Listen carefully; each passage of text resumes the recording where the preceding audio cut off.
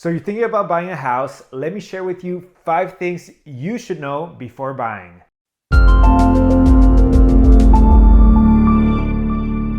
Hey, what's going on everyone? My name is Cesar.yanez and I'm your real estate authority here in Silicon Valley. And today I'm going to be sharing with you in this video 5 things you should consider before buying a house. But before we get into the video, please make sure to like, thumbs up, and subscribe to my channel if you gain any value from it. And please make sure to leave any questions in the comments if you have any other questions whatsoever about the home buying process, or make sure to book a call with me if you're interested about buying or selling a house here in Silicon Valley and around the Bay Area. I'm happy to help you, and without further ado, let's get into the video. The first thing I want to talk to you about is down payment. So if you're a first-time home buyer, my guess is that you'll be looking at an entry-level price point property, whether it's a condo, townhouse, or single family. And most of the time, your down payment will depend on the price of the home. In our county, in Santa Clara County, if the property is a little bit over $1 million, most of the time you will have to put the conventional 20% down payment. But if you're looking at another different type of property in an entry-level price point like a condo, where it'll most likely be under $800,000, or a townhouse, where it'll be in that $800K to $1 million price point, then you can possibly do less than 20% down payment. You can possibly enter at 5% down payment. Sometimes, even though it's not very common in our area, you can do an FHA loan for 3.5%. And sometimes you'll find different options that other lenders offer. For example, in our county, in Santa Clara County, there's a first-time home buyer program with shared appreciation. You share appreciation with the county. They give you a loan for your down payment that you don't have to repay or you do have to repay it if you sell the property, but you don't have any interest or mortgage payments on that down payment loan. And it's a great way to have a lower mortgage and get into the real estate market here in Silicon Valley. So that's the first thing I want you to know when it comes to down payment. The second thing I want you to consider is to not judge properties on price alone. So let's take different type of properties. For instance, condos. If the price of a particular condo is cheaper than a very similar community, it could be for multiple reasons. Maybe there's some bigger underlying issues. For example, it could be that the HOA has a lot of repairs and maintenance scheduled in that community, and that's the reason the condo is so cheap, because the HOA monthly dues are probably outrageous.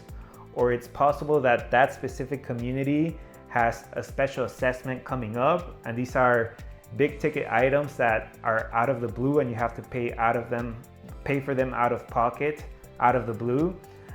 So when you're looking into a condo, make sure you review all the disclosures, HOA documents, meeting minutes, newsletters.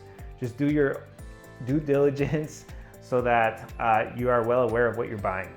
Same thing with townhomes. Townhomes are also maintained by an HOA community, so make sure to review all the HOA docs, meeting minutes, and also review all the inspection reports. With a townhouse, if it's cheap, if it's priced cheaply, it's possible that maybe there's underlying issues with the structure, maybe something in the foundation, in the roof, plumbing, electrical. So make sure you do your own due diligence. And same thing goes with single families as well. Although in our area, most of the time, single families are priced really low to create bidding wars. So of course, there's instances when there's nothing wrong with the property. Just make sure to look at the comparable sales to get an idea of what that house will sell for, because it's not realistic at all sometimes with the price that's being listed at. But again, do all your due diligence with single families as well. The third thing I'd like you to consider is to not get fooled by online estimates. A lot of home buyers right now are doing their home search through Zillow. They're looking at listings on Zillow, they see the listing price, and then they see the Zestimate, and they think the Zestimate is what the house is worth. But you're forgetting that we live in a very, very competitive market. Silicon Valley homes sell within 7 days. They get multiple offers, they go over asking, there's bidding wars. It's a very, very competitive market. So the Zestimate is probably not the most accurate thing to focus on. You're better off asking your realtor for an assessment of the property you're interested in, and ask for the comparable sales in that immediate vicinity, in a 1 mile radius, in that community, neighborhood. Get really, really specific, because the hyper-local markets in our area are very important, and your realtor, your agent, will have the best opinion on price based on the research on the comparable sales, and you'll have the best assessment overall. So make sure you ask your realtor and don't get fooled by those online assessments. The fourth thing I'd like you to consider is to not overlook homes that don't check all your boxes. I've seen it time and time again working with buyers. Some buyers continue their search for months and months and months because they can't find the one house that will check all their boxes. And the reality is that sometimes you're gonna find a house that's almost perfect and you're gonna have to compromise. Maybe it won't have the pantry, maybe it won't have the walk-in closet, maybe it won't have the half bath, but these are very, very specific and personal items a lot of the times, and sometimes you can make those additions yourself. The problem with continuing your search for the perfect house is that you can risk interest rates climbing higher, you're gonna get priced out of several markets, or simply you won't be able to afford the mortgage anymore for the house that you're looking for, and you'll have to compromise even more months later on price, on size of the house, or on different things. So make sure to not overlook all the houses that don't check all your boxes. If it's a nearly perfect match, just compromise and you can make those additions later, or maybe years down the line, upgrade to something bigger and find the perfect home once you have more equity and more resources. So don't overlook those houses that don't check all the boxes. And lastly, the fifth thing I'd like you to consider is to not kill the deal over a few $1,000s. As I've said before, we're in a very, very competitive market. Homes get multiple offers, and oftentimes the top 2 or 3 offers get a counter offer from the seller. And sometimes the seller's not asking for much more, they just want the offer that will give them that slight edge. So maybe it's 5 to 10K. Now, 5 to 10K will make a lot of people walk away. Sometimes people send their absolute best on their offer, and that's okay. But sometimes the seller's just asking for that slight edge of an offer, and sometimes buyers walk away. But 5 to 10K is not a reason for you to kill the deal. If you think about it, 5 to 10K on your mortgage is only another $50 to $100 every month on your mortgage. Would you rather pay those $50 to $100 more every month?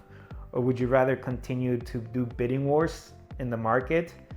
Prices mostly only go up. So would you rather pay that now or pay that 2 months down the line, or even more for a property? Would you rather get outbid and outpriced out of the markets you want to live in?